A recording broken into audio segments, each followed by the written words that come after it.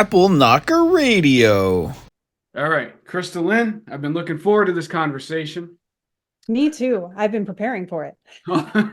Awesome. So, I'm not going to spend a lot of time on this, but could you just, your background feeds into your story of your perspective. Could you just give a Yeah. little bit of your background and how you got here theologically, spiritually?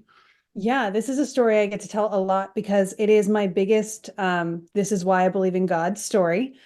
And it turns out from birth, I've been really into and attuned to intuitive techniques and skills, spiritual gifts, that kind of stuff.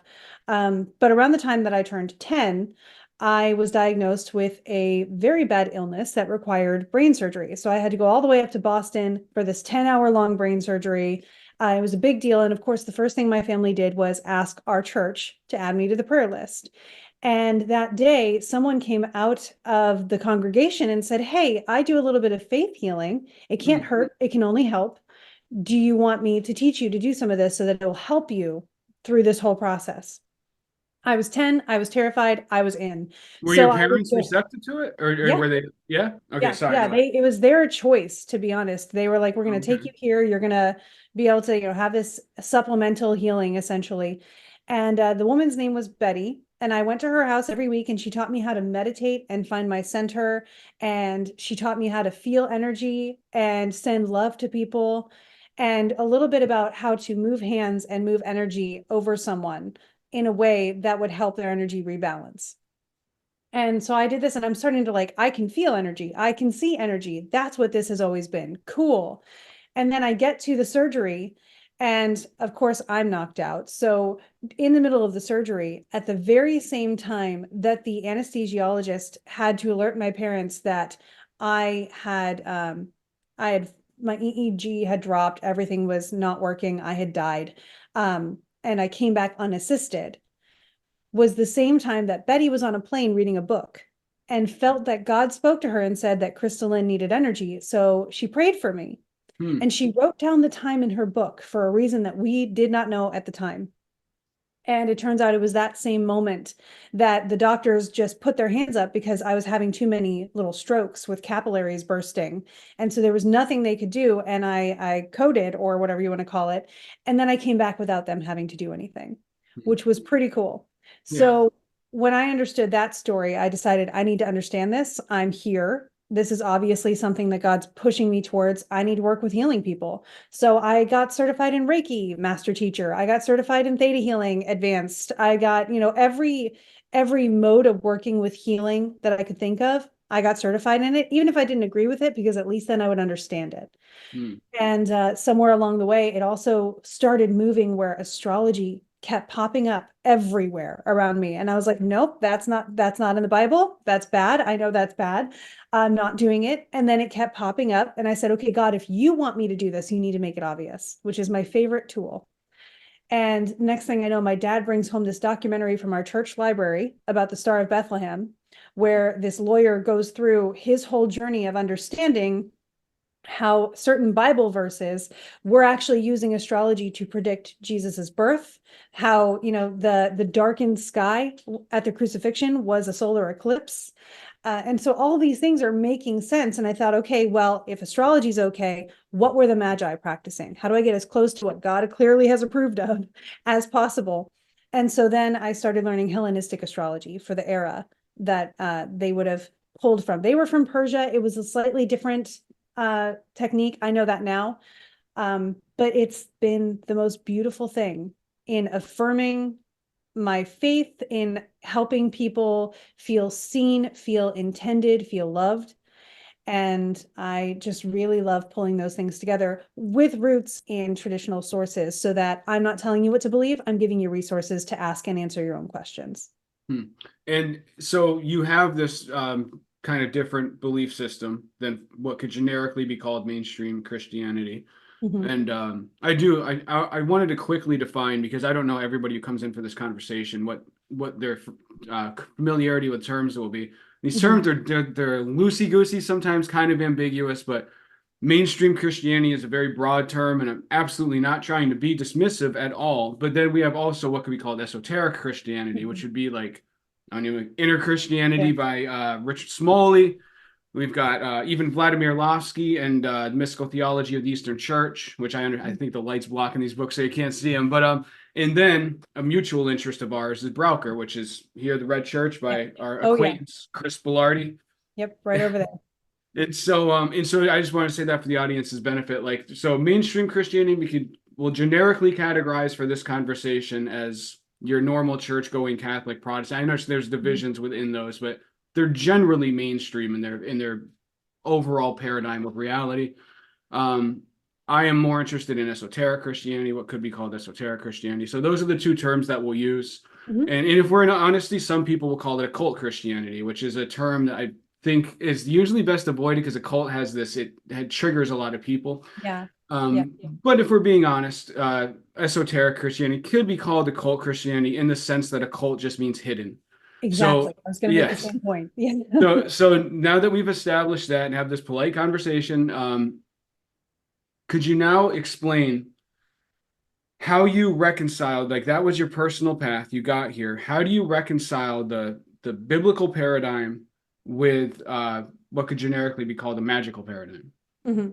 Absolutely. And one of the things that I find most fascinating is the discrepancy or the discretion that you're talking about. I have a teacher that I learned astrological magic from. Once I got comfortable with astrology, I started picking up on astrological magic. And then it was like, magic though, is that okay? Signs pointed to yes, so I went for it. And what you will find in every single astrological magic grimoire is if God wills it, as God wills it, appealing to God for this. And their version of God would have been just the creator. A lot of them actually were Gnostic Christians. I'm reading the First Alchemists right now. We're getting into Zosimos and how Zosimos was an alchemist who was also a very Gnostic Christian. I talked to Tobias Turton about that book a little while ago. Yeah. Sorry, go ahead. Oh no, that's fantastic. My Patreon book club and I are reading it this month. Oh, cool. And so I'm kind of hosting conversation to stimulate their thought process on it. And it's been fascinating. And it goes along with a very similar thread for what you'll find in astrological books as well. It's, especially Agrippa in Renaissance astrology. They'll start out with, may God bless you. And, all of these things. And if you are brought into this work, may you be doing the glory of the highest, whether it's the monad or God or whatever term they're using in that moment of history. And KristaLyn, let me add real quick, just for the people who are watching. Yeah. Agrippa, the other interesting thing with Agrippa, who wrote the 3 books of occult philosophy, is also that he had it approved by priests who were higher ranking than him, and they were talking about it and corresponding about it. Sorry, that was for listeners, so go ahead. No, that's great. I actually, Eric Purdue, who did the most recent translation of Agrippa and did that lovely box set, which is right behind me. I've had multiple conversations with him. Oh, cool. He's an astrologer, so we meet at NORWAC every year, and I always tend to sit next to him at the banquets. It's a lot of fun. Very cool. But you're right, because a lot of the time, and another thing that you can think of as well is Maternus. Firmicus Maternus wrote a book called Methesis, and he was conscripted during the fall of Rome to write this book. And he also had to be a little bit careful because he was trying to record things, but at the time, astrology was still no bueno. So he was recording it, and then he would pepper in things about, praise the emperor, praise this, make sure one of his laws is never speak ill about the emperor when you're doing your astrology, because he knew the emperor was reading it. So one of the things that you get to pick up on, speaking of the occult and things that are hidden, is what's between the lines, which is something that's beautifully suggested in the First Alchemists, for sure. They talk about that all the time, about how they would have used story and puns to illustrate a concept that someone who knew, like if you know, they would have picked up on it. That happens in astrological things as well. But I do rectify my faith with astrology in practice because I see it all the time, and I'm always witnessing, sort of, if you want to call it the glory of God, or just witnessing how God's moving and things that are coming up and how to best work alongside them. I view, if my technique with astrology, and it's not the same for every astrologer, just like, every Christian is not the same. I view astrology as, this is God giving me a heads up, and I can say, I agree. And so I can move along with it. And that is my choice. I can resist it, and it'll go the way it goes, or I can move along with it and it'll go a lot smoother and hopefully fulfill a lot more than just my happiness and my joy and my purpose, but somebody else's as well. I tend to believe that when God is doing something, everybody involved benefits in some way. But we do find there are actual Bible verses that do kind of support that as well. Yeah, and so something that interests me is, I guess a question that interests me is, so the common biblical view, and this is something that's defended very strongly by a lot of intelligent people, is the idea that everything is God's will. Everything, God is in control of everything.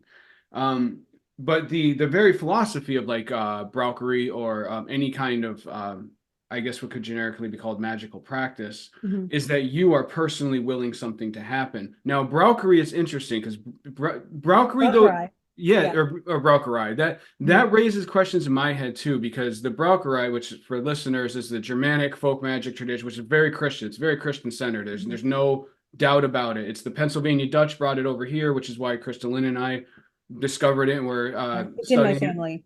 Oh yeah, awesome. And still practiced by the Pennsylvania Dutch. Still widely practiced. But it's interesting to me because there does seem to me to be like a paradox in it, because the Braucherei philosophy is it's all God's will. The individual isn't healing anything. You're just using biblical verses to heal people.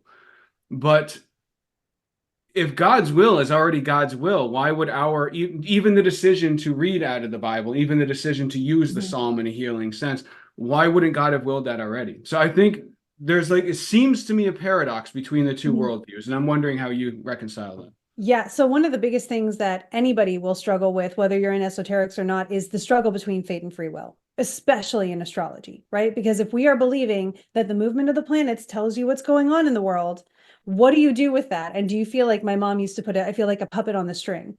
And I was like, yeah, but as long as the person pulling the strings is God, you're in good hands. But also, one of the most common thought processes that I fall on when I get wrapped up in this is whether or not, and I have 2 points on this, but whether or not I have free will, I feel like I do. So I have the heart to be able to make choices that, however they play out in eternity, I've made them. I have put my intention and my will behind them. So for me, they feel like free will. Whether or not I was going to always make that decision, it doesn't matter. I feel I have that conviction that this was my choice. And that's the thing that matters most. Because if we don't have free will, we're not going to know it. It's something that is in God's hands, and we're not going to know it. So the best we can do is try to do the best we can do. And I truly believe, though, that when I was coming up and growing up and deciding these things for myself before I found ancient texts that also confirmed these things for me, the way that I would talk to God and, talk to angels and talk to loved ones would be, how does this work? Are you of God? Always testing them as is instructed in the New Testament, and sometimes running into things that weren't helpful.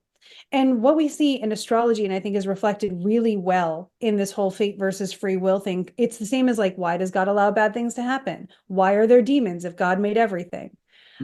These are really good questions. And when you go back to ancient source texts, you find that our idea of good and evil is a little bit different than what it was back then.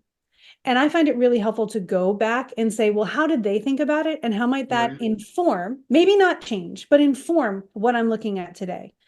And their idea of good and evil was more of a natural balance thing. So it's natural good, natural evil. So this is an influence towards negative and positive, might be a better thing if we think about the law of polarity, which I know is more Kabbalion, but still. So we think about things that are causing ease and grace and things that are causing challenge and resistance. Challenge and resistance leads us to our greatest overcomings in the world. So you can argue that God will sometimes challenge us and say, hey, you need to know what you're capable of because I know what you're capable of. Let me show you. We don't typically evolve when we have ease. And sometimes, sometimes through meditation and through a lot more Eastern practices, like Taoism and things, you struggle more internally and less actively. but there's still this struggle, which I love as its original term, again, to wrestle with something, to come to understand it, not to struggle with it as in to resist it. So I believe that one of the blessings of being alive is experiencing as much as possible, whether that's, highs and lows, or a really great vacation, or a really difficult time in your family. There's a blessing in being alive and in experiencing these things and being able to carry that forward. One of my favorite figures in astrology and in mythology is Chiron, who is the wounded healer. Eventually was lifted up to become Sagittarius, but first was the trainer of heroes and the inventor of pharmacy. So this is someone who not only would heal wounds, but in healing the wound and taking that experience would then create people who could heal their wounds too. And that reminds me of Braucherei, right? Braucherei means to try. I'm going to try for you. And if God wills it, it's going to work, because I want it to work. We know I want it to work. I want you to be healthy. And I did have to do this with a really beloved friend who had cancer. She had 4 months to live, 3 months until her daughter's wedding. And so I did what my mentor before me had done. And I said, I'm learning something. It can't hurt. It can only help. And it's supplemental to all the work you're already doing with doctors and those wise practitioners. And at her daughter's wedding, she wasn't even wearing a chemo bag. It was amazing. Wow. But years later, the cancer came back. And I remember one of the things I'm most proud of was my first thought was to ask God, what's my role in this? Not to say I'm going to help you heal it, not to say I'm going to fix it for you. It was to ask God, what is my role in this? And then to follow along and respect every step, knowing that the directions could change or could, I knew what I needed to know in the moment, and that was always enough. And we had this beautiful process of helping her with a graceful transition with as little fear as possible. That's amazing. And it also does illustrate the really fascinating paradox, sometimes maddening paradox, because it leaves you wondering, God, like if God wanted to heal her, we could assume he would have made up his own mind.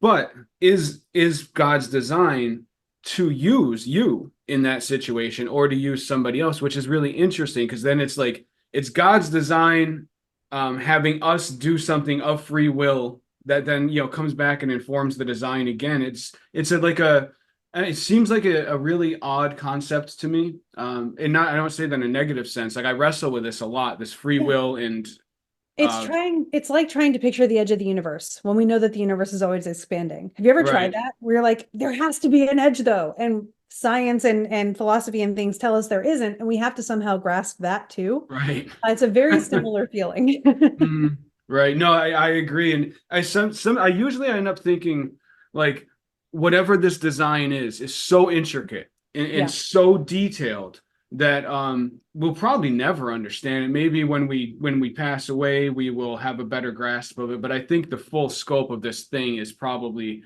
out of a human's ability to conceive, But oh, sorry, go ahead. Sorry. One of my favorite things is I'm, as you know, I'm working on going back for a master's in divinity, and it's going to be informed with magical practice, which I'm very excited about.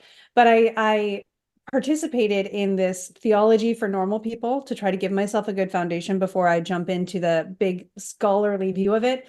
And it's run by Peter Enns and I believe David Tripp Fuller. And one of the things that they mentioned was that if there is a God who created literally everything and is constantly in motion, all of history, all of time, all of space, I am out of my depth if I am trying to comprehend him.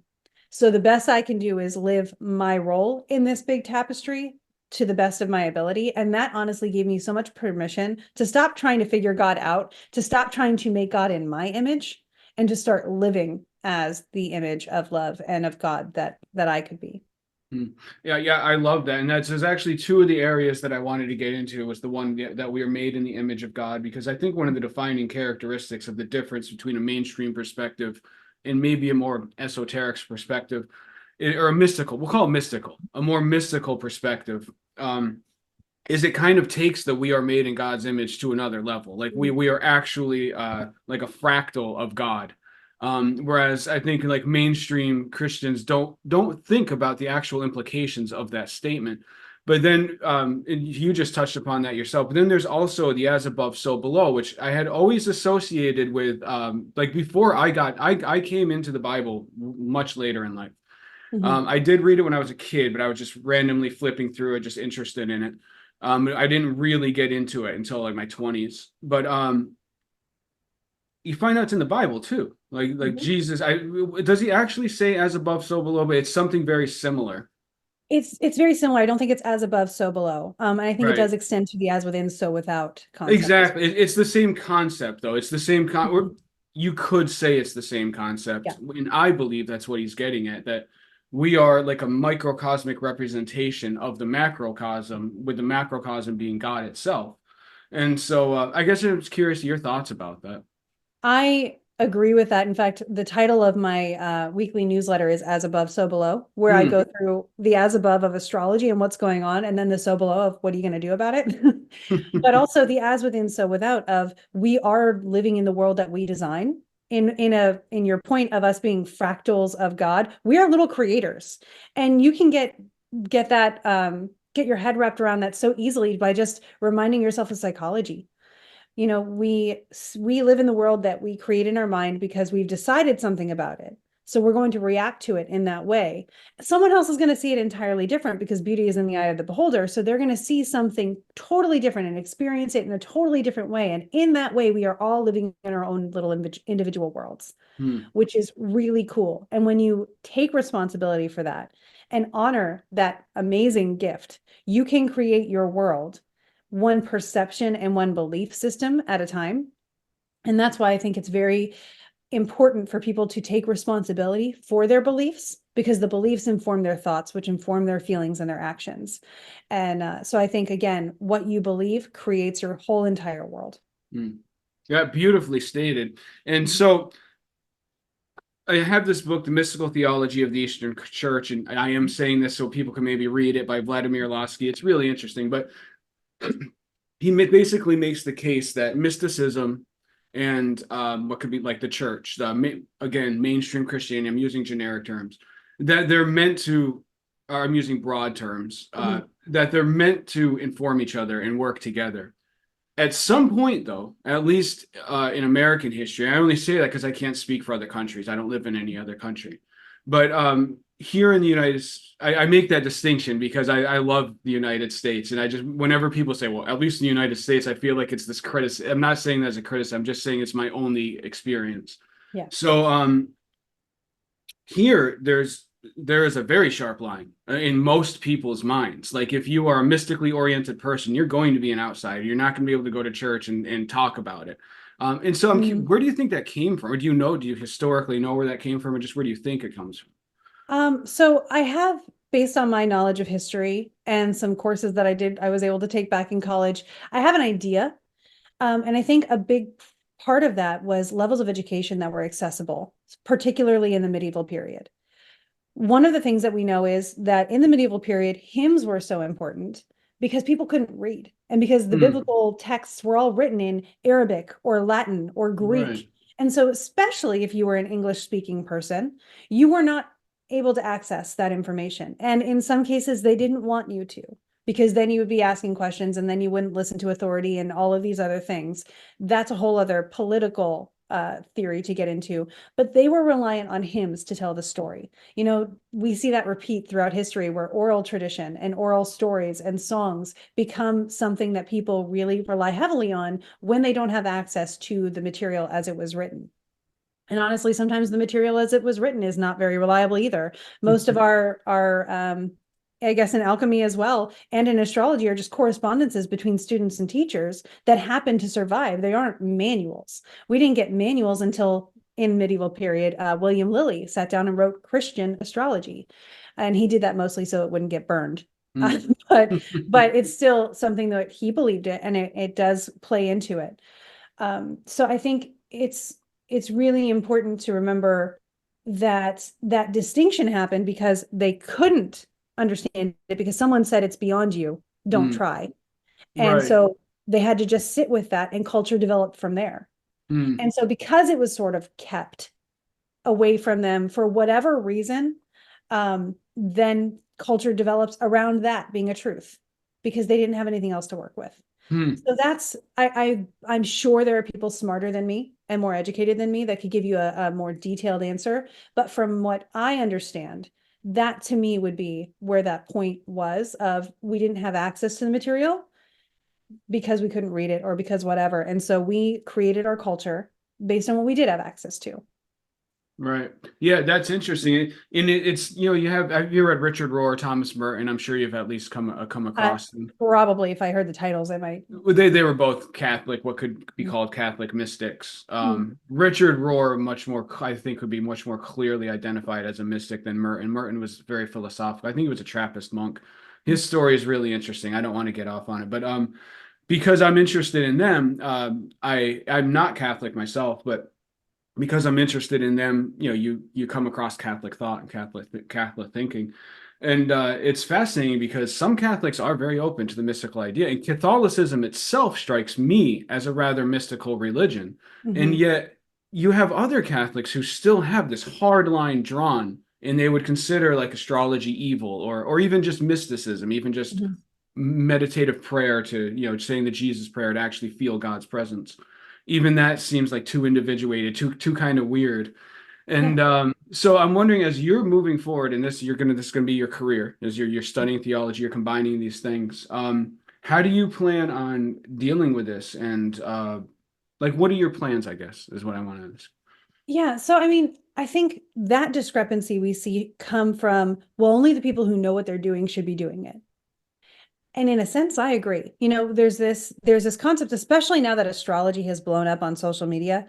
Everyone and their cousin is trying to tell you what this planet means for you, and they're not using responsible sources. And some of them are, and I know a lot of them, and I respect them and I love them.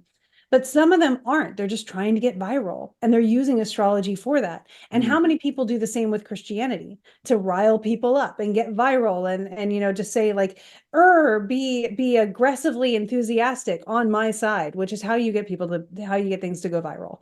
You believe in it so much that you get over impassioned about it. And I think that, especially in the Catholic Church, I've been to many Catholic, I would say ceremonies, but also to their services, and they're very ritualistic. Church is a ritual. And so there is, lighting of candles, burning of incense. The candles have special colors for special reasons. The certain person carries the flame of God down the aisle, the acolyte, which I was as a kid. You carry the flame of God. You're respecting that flame is a representation of God, and you are lighting the candles so that people can connect to that for this period of time. Baptism is a ritual, and prayer could easily be compared to what people of other belief systems would call a charm or a spell or setting an intention. And so one of my biggest things is we're all speaking the same truth. We just have different languages about it. And so I can then go the Jesus route of loving everybody because we're all the same, even if we speak a little bit differently. And so for me, when it comes to the, you shouldn't do that, are you trained well enough to know what you're doing? Do you have the understanding? There's a big conversation these days about, is initiation necessary? We see it in The First Alchemist too, about like, should it be kept secret, when he's talking to Theosebea. And he's like, don't trust the priests because they're under the power of the archons and things. But also he makes the point of, you're sharing information. Or you said you didn't want to share the information, that it should be kept secret or occult or occluded, right?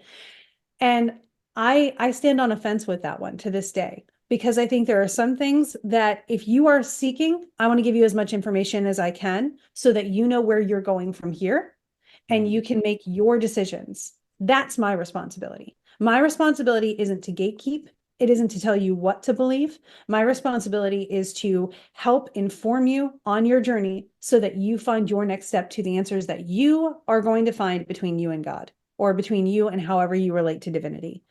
Some people are going to call God the universe. Some people are going to call God God. Whatever it is, I believe that's how you are being met by God. And I think we're talking about the same thing, and that's totally beautiful. So that's going to be my goal. And actually, I am speaking on it at a conference next week on, I call it Mind Your Magic. It's going to be my lecture of just how much we are doing these things that would be considered ritual or magic or intention work without thinking about it. And if we did think about it more, how much more would we be capable of, and how much more aligned could we be? Yeah, I love that perspective. And it makes me think of, the Gnostic worldview, which again, I'm using these terms generically, but by gnosis, I just mean kind of mysticism. People who believe that the way to God is not merely through obedience to an external body, but it's through like an inner journey, Yeah. and or through an interconnection with the Godhead. Mm-hmm. And oh man, I totally lost my train of thought of what I was going to say there. So how did I start that? You were talking about how you think about it kind of like Gnosticism Oh when we're yeah, talking so about. right now there's the whole debate. I don't know if you follow any of like the spheres that consider Gnosticism kind of like an evil Yeah. like do you see that pop? Well, I you am on the must because you have. subreddit of Gnosticism, so I can Oh, see it all okay. over the place. Yeah. And could you as somebody who you straddle the fence, not straddle the fence, that's Mhm. you have a foot in both worlds. Mhm. How do you perceive Gnosticism and how do you see it not contradicting like again generically mainstream Christianity? I do keep tabs on the Gnostic because I was researching it for a while because it allowed for planets and it allowed for all these things. So it was definitely a step in my journey. And again, the enlightenment that comes through reaching gnosis makes a lot of sense. We want people to connect with the essence of God, to feel that what the Holy Spirit allows us to feel in our theory of connecting straight to God. It's the peace of God that is within you. And so I thought this is really cool because it'll help me justify these things that I'm doing and that I believe. And it'll also make it okay with Christianity, which is a big part of the journey when you're doing anything with Christian mysticism or mysticism in general, when you used to be or are Christian. And so for me, I actually kind of love it because in astrological magic, we see a hierarchy reflected in your painting behind you, which is the chain of being. And so we see that there's the all, where everything comes from. And then you come down through 8 or 9 spheres of reality. And 7 of those are governed by each archon, which is actually your 7 traditional planets. Saturn, who holds the boundary between the ephemeral and the physical, and then Jupiter and Mars. And you have your, Venus, Sun, Mercury, Moon, that whole thing. And everything under the moon is the sublunar sphere where we exist. And so Gnosticism fit that perfectly. And I was like, cool, I can have my astrological magic and my Christianity in a combo platter. Fantastic. Then you get to Sophia created the demiurge by accident because she created without her man. And I was a little miffed by that. So I started seeing how this perspective, and that's mostly, in certain branches, there are several branches of Gnosticism, just like there are all other forms of Christianity. Um, I disagree that we are trapped here by a demiurge. I think we personally create the demiurge by the limitations we put on ourselves and by the judgments we put on others. And I think that may be the original meaning behind the whole thing is don't get so caught up in your judgments on other people that you start limiting yourself. To me, if you are able to love someone for everything that they are, that is unconditional love, that is Christ-like, and that will help you supersede all judgments, all limitations to be able to get closer to God. Or to me, God really is love. God is unconditional love. And it allows you to communicate with anybody. It allows you to find common ground. And it allows you to relax, stop trying to make other people believe exactly the same as you, and start doing your own work on the inside, which helps you reach the gnosis. Yeah, that's all. And so I talked to Miguel Conrad on Bite Gnostic Radio. You ever listen to on Bite? Yeah, yeah. I interviewed him a while back, but it's a question I asked him, and a question I've always been curious about, and you actually touched upon it a couple questions ago, and I'm glad I remembered to circle back around to it, because the Gnostic worldview is kind of an individuated approach to God, that we all need a mystical connection with the Godhead is how you get to know God, but that doesn't, in my opinion, the mainstream church has its place too. Definitely. Like I think they should be working in unison. And you kind of said earlier, no, you did say that you agree that these things, they're not for everybody. Like if somebody is seeking, you will help somebody out, but you won't just give it to everybody. Now, I believe that a Gnostic perspective is more widespread than people realize. And in a lot of those conspiracy worlds where they see it popping up in pop entertainment and stuff, I don't think they're imagining it. I think it is there. Mhm. But I don't necessarily think that means that the people behind it are evil or anything. And I think a lot of what's happening, in my personal view, is that they're making the mistake that you just warned against, which is that they are thinking that this Gnostic approach of a mystical connection with the God is for everybody. I don't think it's meant to be for everybody. I think there are plenty of people who are better served by sticking in the more mainstream approach to things. I don't think everybody has to go this other way. And I do think it creates chaos when you try to get everybody in this individuated mystical approach that they're not intended for. It's always been a fringe thing. There's always been like us weirdos, this tribe of weirdos who really needs to have these experiences and let everybody else have their thing. Mhm. And I think to me, the problem is the two worlds are so fractured, so divided, which is the defining characteristic of our modern day right now. Everything is so sharply divided. And I'm just wondering, how would you see a way to bring that back together philosophically? Yeah. I think about this all the time, growing up as someone who was psychic and a medium during an age where it was on TV all over the place. Everybody thought that was the special thing that everybody should aspire to be. I disagree. There's the ups and downs that come with both of those things. There's responsibilities that come with being able to access that kind of energy and a lot of work. I'm still doing it, which is why I'm here right now. But there's one thing that I wish people understood is that while we're creating these celebrities, or if you want to call them like idols in some sense, we're creating this special out of something.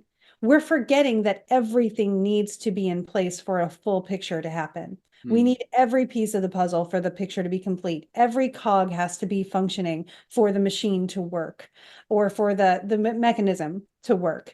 I will never be someone who is good at sports. I will never be someone who can make a painting that brings people to tears. I will never be someone who will be a parent and be responsible for a life that will then shape our future. I respect those people because they are filling a space that I could never fill. And so I wish they saw how special they are to me. And I think if we all were encouraged to find what in my world I call it your zone of genius, and I think about genius as the sort of guiding spirit or angel that hangs out with you, that form of genius. But if you think about your zone of genius, your gift, your thing that lights you up and makes you thrilled to be here and thrilled to do it every day, if we all focused on that a little bit more, the world would be so much more complete. And because we would be fulfilled in ourselves, we would then have the overflowing cup to be able to help those who need a little extra. And so again, it's the as within, so without. If I take care of myself, if I put the oxygen mask on myself, then I can help the person in the seat next to me, because it doesn't help anybody if I pass out. So people should be taking care of themselves. People should be following their passions, which are all unique and all very individual. And then that means that there is a space for it, and it will find you if you keep doing the thing, because you'll just inevitably fall right into it. I back during my Saturn return, which is something we all go through around the age of 27 to 30 or so, I was really trying to make New York Times bestselling novelist happen. I was doing healing. I was doing astrology. I was going to keep that secret and separate. And at one point, I got so mad, and I think God does this to us. I got so mad that I was trying to make this thing work that I said, listen, God, if you want this to happen, you need to make it happen, because I'm trying and I'm putting everything I've got into it. And if it doesn't happen by this time, I'm going to take your hint and find something else to do. And I got the hint to find something else to do. And then I said, okay, well, what do people want from me? When God brings people into my life, what are they asking for? And it was constantly astrology at the time. So I was like, cool, I'll start doing this. I'll see what comes next. And it can be that easy to find a path. It's not comfortable, but it is that easy as simply saying, what comes next? What is being requested of me? And where does that guide me? Because sometimes we don't yet know the beauty of what we're capable of. That's very inspirational way that you've stated that. And so again, going with the conflict that we've been talking about between these two worlds. Man, my brain, I'm like losing thoughts right now. But oh no, I got it. So another thing that a philosophical distinction that I think you will have an interesting thought about is when we talk about these concepts that we're a fractal of God, we are made in the image of God. And the esoteric perspective kind of takes that further. Like, we really are made in the image of God. Like, the inside of us is the same as the universe. And there's like a communication there. When I read like mainstream Christian perspectives, I can understand where they say it that is dangerous, and that you can actually see it become dangerous in some people's lives. And this is my perspective, but then I want to ask your perspective, because I do think that there is a risk of becoming basically spiritually narcissistic and thinking that you are God in a way that you are no longer bound by the moral laws of the one God, which I don't look at it that way. I've never had a problem. To me, I don't even understand where the battle is. Like, to me, these things just make sense to me instinctively. But to that perspective of mainstream Christians that worry about the people who take this idea too far and think that they can go against the rules of nature. What's your perspective on that? What do you think about it? So I'd be putting on my counseling skills hat. I'm certified in several different counseling skills, because when you get into a consultation environment, you want to be very responsible with how you're handling people's faith, which they are putting in your hands. The first thing is, why do you need to feel powerful? Because why do you feel powerless? And that's the actual problem. You feel powerless, so you're trying to overcompensate with power, and you're alienating people around you, and you're negatively influencing people around you because you haven't done the work on your own. And the work doesn't have to be magical. It can be therapy. It can be prayer. It can be faith. It can be art. Whatever it is, you're not fulfilled in yourself, and you think power is going to do that. And you think by making people seem smaller, by being hurtful to them or whatever, that you're elevating yourself, but really you're just pushing others away and down from you. And that's not elevating you at all. So I would ask people, why do you feel like you need this power? What's missing?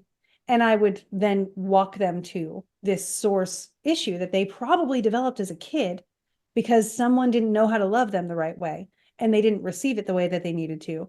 And then I would help them from that point find the thing that will be fulfilling to them. It's healing techniques, but it's also unhardening someone's heart, which is very important. I think when we run into these people who are a little bit caught up on power, and they think power must be something supernatural, they come into the sphere where it's actually supposed to be a lot more detachment rather than attachment, I would say. And they start kind of messing around with things that they don't understand and getting caught up in the illusion of power. I've seen it happen. I think we all go through at least a portion of it in our journey with this process. And then you come onto the other side of it and you kind of release that. And so I know that it's not about me. It's so not about me. It is not my responsibility to heal the cancer in that person's body. Their body knows how to heal. I am creating a sacred space where their mind can start believing it's possible. I am, doing some movement to make the environment more conducive to that for them. And I am adding my prayer, because where two or more are gathered, there it will be as well. Jesus said that, where two of you or more are gathered in my name, because cooperative intention helps. When you have someone supporting you, you feel more permission and more encouraged to believe it yourself. Doing it alone is harder. And a lot of these people who are coming in and trying to gain power are also doing it alone and making it really hard. They make it hard for themselves, and they close themselves off. And then by doing that, I think naturally, like if someone's being grumpy, we don't want to be around them. So they begin alienating themselves too. And then they just push harder.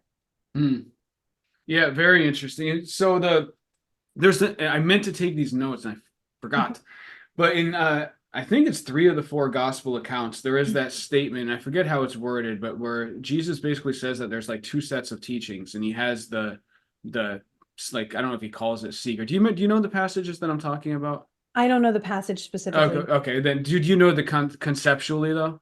Because if not, I'll drop it. Okay. So yeah, in the three gospel accounts, there's a line, and I think it's only a line in each one where Jesus like makes an offhand comment, or not an offhand, he makes a comment Mhm. about how like the teachings for his disciples are not for everybody, that there's like a distinction. I've always been fascinated by the statement, number one, but number two, the fact that most Christians I know don't seem to like catch on to how odd that is. Like, what is he saying in there? And I'm curious, like, what do you think he's saying? Do you think that there's like a true secret, deeper Christianity that isn't presented in the Bible? Because that has its own problems, right? Because that, Yeah. anyway, yeah, please, Well, please. and there are books that didn't make it through the Council of Nicaea that would typically have been a part of the Bible as well. So do you get into the Book of Enoch, and do you get into the Gospel of Thomas and all those Right. things? Some people do, but I think one of the points, if I were to just say, putting it simply, what was Jesus talking about? The simplest answer is there are teachers and there are students. And those, the people who are supposed to be teaching this subject were the disciples. The whole goal was so that they could go out and they could share it. And so he was saying, I'm going to tell you what you need to be good teachers. And then they can go out and share it with people so that those people, informed by whatever they needed from that education, could then go out and do what they're supposed to do. It becomes a ripple effect.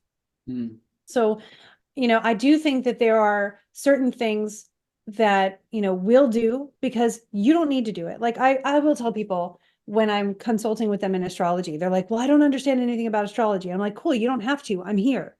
I can do the astrology for you. You can take the action that you feel inspired to take based on the information we come up with today.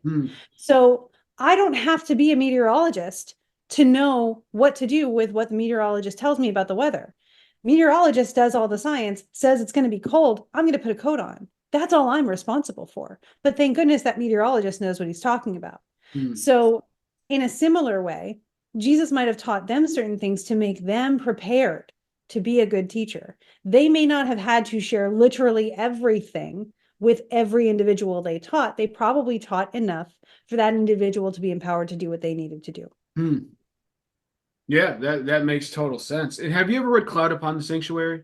I've not, no. No, I just like his name's like Vaughn. It's a German guy. It's an old book, but he talks about like the two churches, the exterior church and the what calls the inner church, which is kind of you could say like the spirit of Christianity, which lives on through like even while the external church, which can be very politicized and get caught up in human affairs a lot, that there's like an inner church, kind of a secret church of these enlightened Christian, almost like elites, I guess. And that term is so sticky nowadays or so tricky nowadays. I didn't want to use that term, but basically the idea that there's the inner church operating at the same time as the exterior church, and even while the exterior church has problems, the inner church will keep us like kind of on the right path, keeping this true Christianity alive, or however you want to phrase it. Of course, true Christianity has its own problems, but so you see a lot of these things. I see them like that Michael Knowles from the Daily Wire does these a lot, where he like will talk to Christians who became occultists who then were like possessed by the devil and then returned to Christianity. The people have been doing these forever. And I'm not trying to discount them because I've seen them and the people actually I don't think they're lying. I think that really is their experience. In most cases, I'm sure there are some charlatans, but I'm curious what you think about that. Like if somebody were to say to you and say, "Hey, look, I know this seems great to you, but this is going to lead you to the dark path. It's going to lead you to evil," and what would you say to that? Well, I've encountered that pretty much monthly for the last 23 years. And so what I say, and I remember, someone who was like a sister to me growing up, and like in my wedding and all these things, we were hanging out one day and I had told her about Braucherei. Okay. And she sat down and she's like, I need to tell you, you're doing Satan things. This isn't right, blah, blah, blah, blah. And so I was just like, cool. Can you share with me why you feel that way? And so she gave me Bible verses and they were all from Leviticus. And I said, okay, can you help me understand why this feels important and how you would then feel about this verse, ones that I use for my foundation. So I get curious with those people. And in that curiosity, I am willing to learn something new. If I am wrong, I would rather know and change than be stubborn and continue on a path that might lead me to, at the very least, being unhappy. And I have gone down that path a couple times. Again, I think it's just a journey, especially when you get into this as young as I did. I was 10 years old. And so in college, met some people that, were also into it and seemed to have more information than me. And so I would follow what they were doing for a while until every time God made it clear, nope, that's as much as you needed to learn from this. Move on. And so my technique is always checking with myself, checking with God. Have I missed something? Make it clear to me. Make it inevitable is my favorite technique. If you need me to do this, make it inevitable. Make all of the events conspire that path is clear. And it has worked in like a momentary situation. It's been incredible to see it unfold that way. But I'm constantly checking myself. I was reading The First Alchemist, and there was something that Zosimo said about the archons being evil and all this other stuff. And I thought, you know what? I need to check in with myself on this. Can I believe this and still, feel like my faith is intact? What is important to take away from this here? And if I feel like there's a question I need to be asking, then I also need to find my answers. And it's just that simple. We are on a constant journey of exploration, and we don't ever have to be done. And so the response to everything, I think, needs to go out the window. To be able to say I've completed my training, I don't think will ever happen. I think I will get to a point where I know enough to be able to teach someone who knows like a step behind me or a couple steps behind me. And it is my grace to be able to say, I can help you and I should. And my help might be to help you understand that you don't need to be learning this because it's not helping you progress in your life. I know that I had a stint where I was with the Modern Mystery School for a while, up to like their first initiation, because I wanted to learn more about Golden Dawn practices. So I got certified or initiated. And one of the things I did appreciate was their definition of evil is that which stops someone from progressing in their own journey. So you can do that to yourself, you can do that to other people, but good is progressing in your path, in your journey, in your connection to the divine. And I really enjoyed that because it helped me understand that perception, again, is the key. Is this expansive for me or is it limiting? If I'm starting to feel limited, then I'm probably running into a wall and I need to turn. And I'm always willing to do that. In this process of this very individualized approach that you have to God, where you're speaking to God and asking for God's guidance, maybe I shouldn't assume, I should ask, but you still consider yourself bound by the basic Christian moral ethos of like the Ten Commandments, right? Like you, in your personal search, if something were to come up that told you to break those commandments, how would you interpret that? I would check in with myself. I think my own personal research is if I have a question, I pursue it until I have an answer that feels unshakable because I've thought of everything. So if someone comes up and asks me the question, I can simply respond instead of feeling off balance. When it comes to something like the Ten Commandments, I think that that's human nature as much as a code that God gave us in the Ten Commandments. And I think we see it repeated in other creeds and other faiths, like don't kill each other, don't take something that's not yours. All of those things.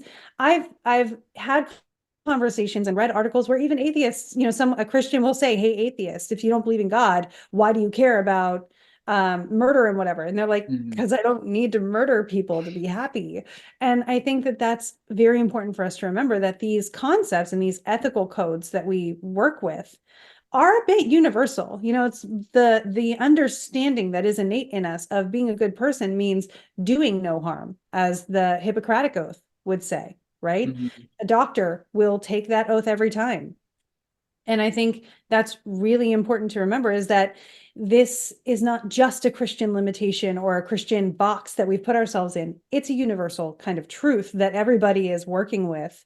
And everybody for the most part is working with. No basic creed or scripture that I'm aware of from any religion tells you to go out and kill people, but sometimes people take their faith and they go to an extreme and they decide that that's what they should do. And we have that across the board. There's Right. going to be that kind of person that needs a lot more help than I can give in every part of the spectrum of faiths. But to me, yeah, I think that one of the things in theology is, if you're going to analyze the Bible so much, how can you still believe in it? And it's like, because I believe that there is a God or something orchestrating everything. And the way that I've related most closely to it is through Jesus. Somebody else is going to relate closely to it through Muhammad. Somebody else is going to relate closely to it through Buddha. And I think all of those things are an unconditional love that is reaching out to them. And if I believe in Jesus, and I know that Jesus meets people where they're at and goes to people where he can kind of encounter them, then I think that that's the same thing. Yeah, that's definitely an interesting way to look at it. And so, all right, we're coming to the end of our hour. So, if you were to have somebody come up to you, and a stranger were to come up to you, and you had a chance to give them your point of view on the relationship between your Christian perspective and we'll narrow it to specifically astrology. Yeah. They encounter you in an elevator and they say, you are contradicting yourself, or you're a tool of Satan. Well, what do you say? I will say my favorite thing that I will say in consultations, to me, and this is my personal practice, but your astrology chart is God's stamp of approval on who you are and how you can most closely work with him. Wow. Actually, that's an awesome answer. I love that you have that so concise. And we do have a few more minutes. I have one more question. So biblical worldview, to me, is very linear if you're looking at the book of Revelation as being the actual end of the world, right? There's like a beginning and then there's an end. Astrology is very much about cycles, about temporal cycles, that all of nature, all of reality works in a cycle. Do you think one of those is right or wrong, or do you think they somehow work at the same time? I think they work really well at the same time. We hear all the time that history repeats itself, right? And often when it does, there's an astrological alignment happening again. So it's not that it's in cycles, it's more in spirals. And the difference is that the pattern comes around, but stuff's happened. So very much like there's an Edinburgh underneath Edinburgh, they just built over it and built a city on top of it. The underneath Edinburgh still exists. The history of that Edinburgh still exists, but we build on top of it for the current Edinburgh. I mean, it's a really weird example, but we are constantly in a spiral. And I like to think that we are spiraling upward. So we have this opportunity to learn from what happened last time. Astrologers will always, you get to be a really good historian when you're an astrologer, because you have to look at the past and say, what happened last time? How does that might happen this time? And so we'll see that when something repeats, we come around to this happened last time, similar themes will likely come up this time. And what does that mean for us? And I will also say, I don't think it's always an astrologer's responsibility to tell people when something's coming, because sometimes you cheat people out of actually living something. Sometimes knowing is helpful for people, but some people are not in a place where knowing is helpful. So don't put that pressure on them. Again, counseling skills are very important when you are an esoteric person, having someone else put their faith in your hands. In my personal perspective on the book of Revelations is Emanuel Swedenborg, who I won't get into, especially if you're not familiar. I love Swedenborg's perspective on the book of Revelations, which is that it's about the reoccurring end of major cycles. What he was saying was, like, at the end of things, both internally and socially, this is what happens. All the truths are revealed. All of these old things fade away. But it's not talking about like an actual end of time, like where time just ceases to be. I'm curious, how do you feel about that? Do you think the book of Revelation is an actual end to time, or something else? Yeah, I mean, you would think, having died once, that I wouldn't be afraid of death, but that was my biggest fear for most of my life. So I spent all of my high school career reading Left Behind and anything I could about Revelations, because the rapture was a way out. And I will also say that the day that I died, at the time that I died, there was an astrological alignment that showed death and also salvation. So dying and then coming back. It was the Saturn-Jupiter conjunction on my descendant, which is an indicator of death, but also not staying dead. It was very unique, very cool. And again, that helps me rectify that God knew this was going to happen. God used this to propel me here. And also there's astrology to support it, which is another testimony to that. But when it comes to Book of Revelations today, I think, again, if it's happening, I want to be ready. And that's my only responsibility. If it's not going to happen, I still want to live as though I'm going to be ready. The same kind of question as free will and determinism. If I have choices, I want to make them. If I don't, and I can't tell that I don't, I'm going to still make the choices that I would be proud of. Mm. And I think my job, and I was just having this conversation the other day, my job as someone in my position is to help people feel empowered to make the choices that they would feel confident in if the end did arrive, so that they have no regrets, which we're all going to meet at some point, because we are all going to pass into another form of being. And so everybody does get a rapture at some point, whether it's a collective one where we, the dead in Christ shall rise and all that stuff, and the bride of Christ. I am not sure, because I also know historically there are other perspectives to take into account, and I do love exploring those. But for me, if I were to give advice to someone, especially, it's always be living as though, the blessing is right now. Mm. Well, great. Start with the end of the world, and we end up with living as though the blessing is now. I love it. It's a Yeah. perfect time, perfect way to end. I'd love to talk to you about this again sometime. If we Yeah. could set that up. This has been a fantastic conversation. I love it. Thank you very much. And do you have anything else you'd like to say about your own personal projects or businesses, or anything that you'd like to share with people? Yeah, if anybody is interested in some of the ways that I teach, I have a Patreon where it's literally about teaching and immersing into folk magic and astrology in an accessible way. I'm not going to teach you like zodiacal releasing right off the bat. I do teach individual students for that. So again, kind of like what we were talking about, this is the piece that's going to be your weather report for the week and lets you feel more educated about it as you go about your day. That's the Modern School of Ancient Wisdom Patreon. And I do work with people individually. I do not currently offer open readings because I'm going back to school. So I want to make sure I can honor the time that I'm divvying out. And I need some of that for studies. And I also host conferences a couple times a year called Sacred Spaces Gathering, where we gather people and we do responsible and ethical, spiritual, supernatural, and magical practices. So you can learn firsthand and meet other people. Very interesting. And all those links will be in the box below this video for all the viewers. And KristaLyn, thank you so much. And I hope you have a great Wednesday. And yeah, we'll be chatting again. So, All right, cool. Thank you have so a good much. one, KristaLyn.